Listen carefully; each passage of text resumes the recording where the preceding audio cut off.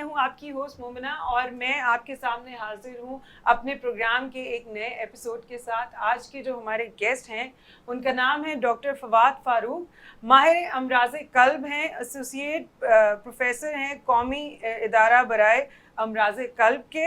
اور آئیے ان سے بات کرتے ہیں اور جانتے ہیں ان کے بارے میں. السلام علیکم سر. وعلیکم السلام. کیسے ہیں آپ؟ اللہ کا شکر.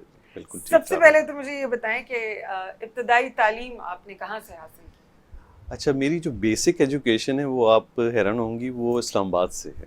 اچھا. کراچی سے تعلق ہے لیکن ہمارے والد چونکہ اسلام آباد میں بیس تھے تو میں نے انیشلی اپنا پرائمری اسلام آباد میں F62 میں ہمارا اسکول تھا, اسلام آباد ماڈل اسکول, وہاں سے کیا.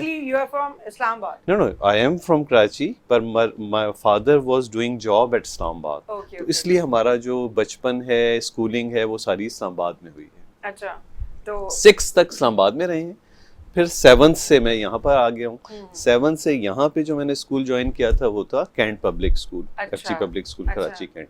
تو یہ میری بیسک تعلیم ہے. تو ڈاکٹر کہاں سے بنے؟ وہی وہ بھی ڈاکٹر کراچی سے ہی بنے. لوگ کہتے ہیں بچپن سے شوق, تو بچپن سے اتنا نہیں تھا لیکن اس دوران ہمارا ایکچولی اسکول جب میں جایا کرتا تھا تو ہماری بس ڈو میڈیکل کالج کے سامنے سے گزرتی تھی. اچھا. تو وہاں سے اسٹوڈنٹس کو وائٹ کوٹ پہنے ہوئے اور وہ دیکھتے ہوئے, اور پھر دیکھیں ڈاکٹری ایک ایسا پیشہ ہے رائٹ فرام دا بگننگ, آپ اپنی پیدائش سے ہی ڈاکٹر سے آپ کا رابطہ پڑ ہی جاتا ہے جب آپ ہوش سنبھالتے ہیں.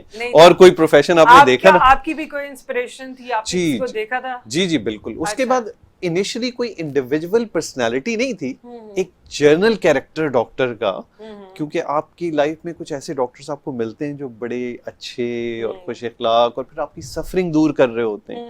آپ بخار سے گئے, درد سے گئے, اور ڈاکٹر نے تھوڑا سا پیار سے پوچھا, آپ سے بات کی اور کوئی دوائی دی اور اگلے دن آپ ٹھیک ہو گئے. کہا جاتا ہے کہ آدھی بیماری مریض کی اسی میں دور ہو جاتی ہے. اچھے ڈاکٹر اچھے سے اخلاق سے بات کر تو آٹومیٹیکلی, اور چونکہ وہی میں بات کر رہا تھا کہ بچپن سے آپ کو نا اور کسی پروفیشن سے ڈائریکٹ تعلق ہو نہ ہو, آپ کا ڈاکٹر سے واسطہ ضرور پڑتا ہے, کوئی سوئی لگانے کے لیے, کچھ کے لیے. بچپن کی بہت سہانی یادیں ہیں. اور کبھی کبھار تو لوگ آپ کو خوفزدہ کرتے ہیں, سوئی لگا دیں گے ڈاکٹر سے, تو وہ والی چیز نہیں تھی. اللہ کا شکر ہے. تو ایک ذہن میں ایک آ گیا کہ یہ وہ کیریکٹر ہے جو انسان کو ایکوائر کرنا چاہیے.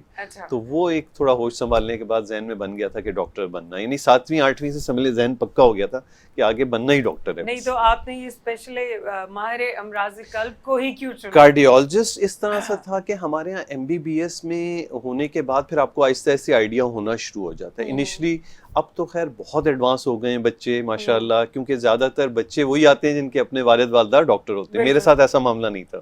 ہماری فیملی میں مجھ سے پہلے کوئی ڈاکٹر نہیں تھا, تو وہ بڑا ڈیفیکلٹ ہوتا ہے اس آدمی کے لیے, کیونکہ آگے MBBS کے بعد لاتعداد فیلڈز ہیں.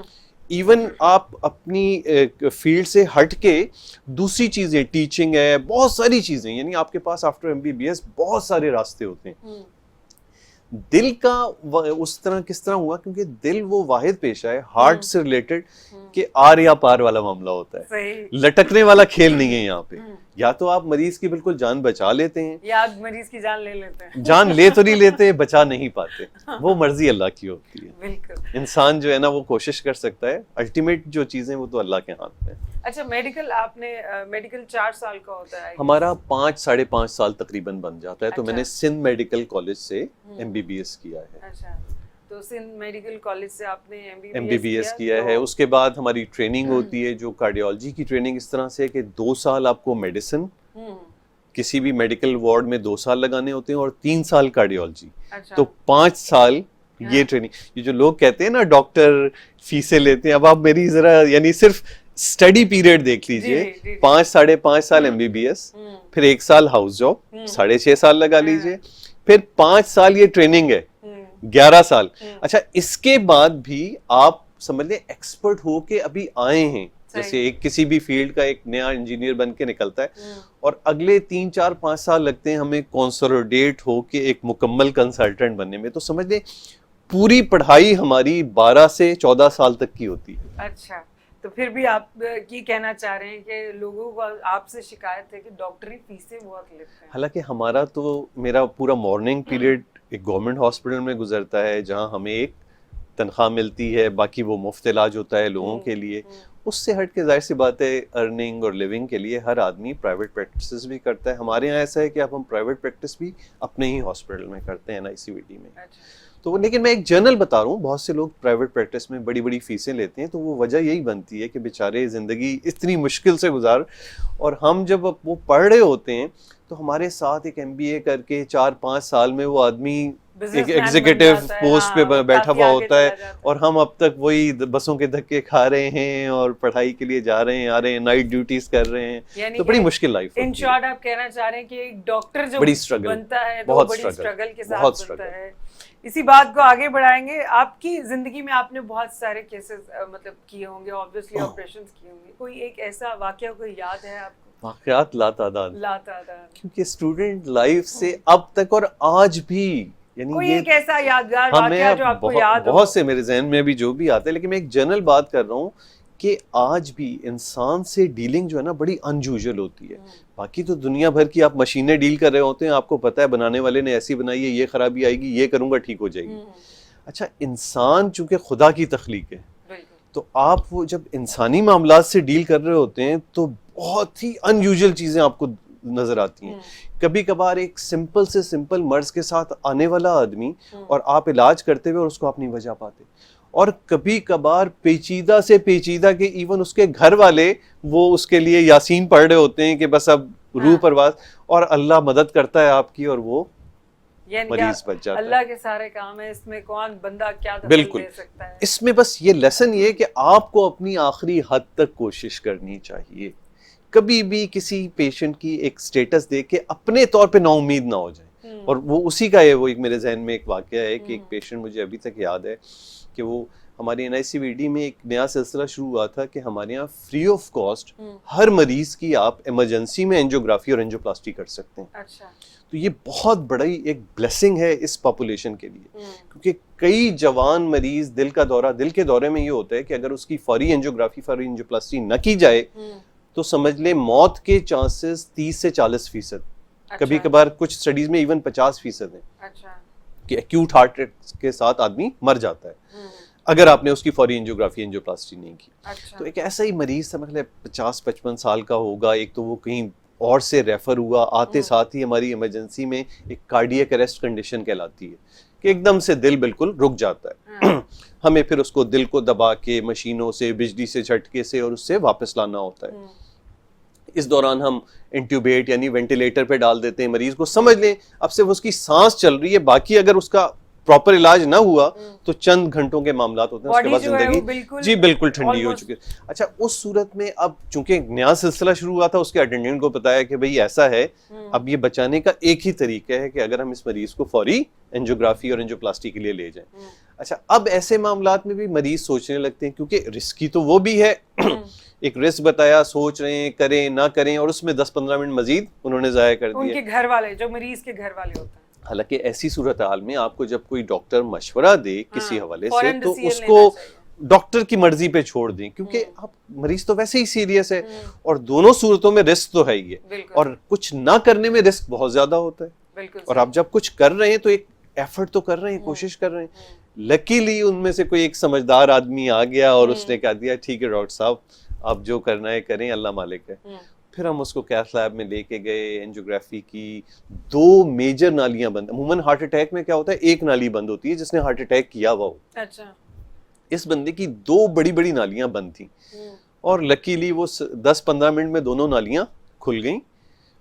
اور اگلے دن یہ مریض, اس کے بعد وینٹ سے ایک دم سے تو مریض آؤٹ نہیں ہوتا, لیکن آپ نے مین کاز کو ٹھیک کر دیا, خون بہاؤ بحال ہو گیا دل کا, تو دل آہستہ آہستہ سمجھ لیں اپنا کام دوبارہ پکڑ لیتا ہے. تو اس نے پکڑا, جی بالکل, اور اگلے 10-12-18 گھنٹے میں یہ اگلے دن مریض جب آپ کو بستر پہ بیٹھا ہوا ملا اور ناشتہ کر رہا ہو, اور آپ جائیں وہ آپ کو گلے لگا لے, اس کے اٹینڈنٹ ملیں, تو یہ جو فیلنگ ہے نا انسان کی زندگی, آپ نہیں سوچ سکتے. آپ کو کوئی لاکھوں ڈالر دے, لاکھوں کی دولت آپ کے سامنے رکھ دے کہ کل ایک بالکل ایسا مریض جو بالکل almost dead, and next day you found him with your effort and with blessing of God, دونوں ملا کے, اور وہ زندہ بیٹھا ہو اور بات کر رہا ہو. تو یہ اور ایسے اور بھی واقعات ذہن میں ہیں بہت ہیں, لیکن یہ مجھے ہمیشہ یاد رہتا ہے. اور وہ جب مریض اب فالو اپ پہ آتا ہے دکھانے کے لیے تو میں خود ہی اس کو گلے لگا لیتا ہوں. آج کل تو خیر کورونا کے دن نہیں لگا پاتے, لیکن ایک خوشی ہوتی ہے. لگانا بھی نہیں چاہیے, لیکن یہ کسی معجزے سے کم نہیں ہے کہ آپ کی نظروں کے سامنے ایک بندہ ایک دن پہلے آپ کو بالکل ڈیڈ ملتا ہے اور اس سے ہی اگلے دن وہ بیڈ میں بیٹھا ناشتہ کر رہا ہوتا. چلیں ڈاکٹر صاحب اگلے سوال کی طرف چلتے ہیں. مجھے یہ بتائیں, عموماً جب آج کل جو ہے میں نے بہت سنا ہے اسٹنٹ کتنے پڑتے ہیں میکسیمملی ایک دل میں؟ اسٹنٹ دیکھیں یہ ضرورت پر ہوتا ہے. اچھا ایکچولی اس کا فیصلہ نا یہ ڈاکٹر ہی کرتا ہے کہ کس کو اسٹنٹ لگنا ہے, کس کا بائی پاس ہونا ہے. اس کا تھوڑا سا بیک گراؤنڈ ہمیں سمجھنا ہوگا.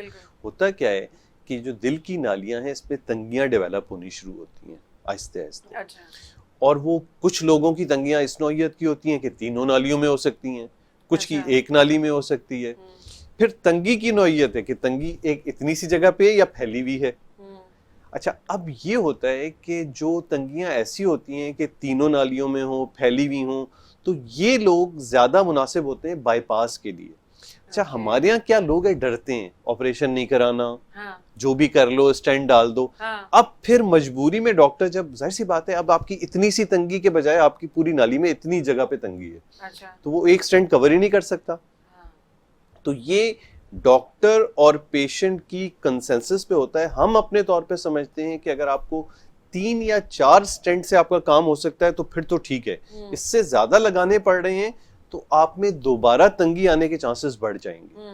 تو یہ اسٹینٹ لگانا نہیں لگانا, کتنے لگانے ہیں, یہ تمام ایک میوچل انڈرسٹینڈنگ اور کنسنسس پر ہوتا ہے. لیکن ایک مریض کے دل میں میں یہ پوچھنا چاہ رہی ہوں, جی کیس رپورٹس ایسی بھی ہیں کہ مریضوں کے 30 35 اسٹینٹس لگے ہوئے ہیں. And they are alive. They are alive. Seriously. But not at one time. This is for a duration of 15-20 years, right from the start of their illness till their end of the age.